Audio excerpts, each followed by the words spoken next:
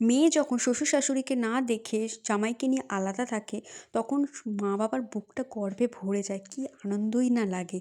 কিন্তু এই সেম কাজটা যখন ছেলে আর বৌমা করে, তখন তাদের দায়িত্বর কথা মনে পড়ে, কর্তব্যের কথা মনে পড়ে।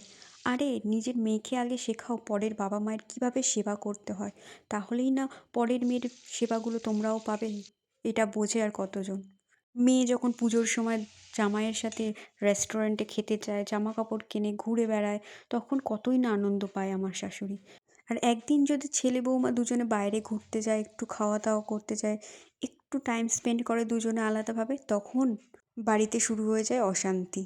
হ্যাঁ, এখন তো মায়ের কথা মনেই পড়ে না যে একটু বাবা মায়ের সাথে ঘুরতে বেরাই, বাবা মাকে নিয়ে ঘুরতে বেরোয়, সেটা তো মনেই পড়ে না, শুধু দুজনেই ঘুরে বেড়াস। কত কি নাটকীয় কথা শুরু হয়ে যায়।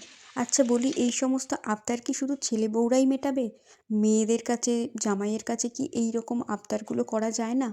তাদেরকে কেন এরকম এত ফ্রি ভাবে ঘুরতে দেওয়া হয়, আনন্দ করতে দেওয়া হয়, যেটা ছেলে বউকে করতে দেওয়া যায় না?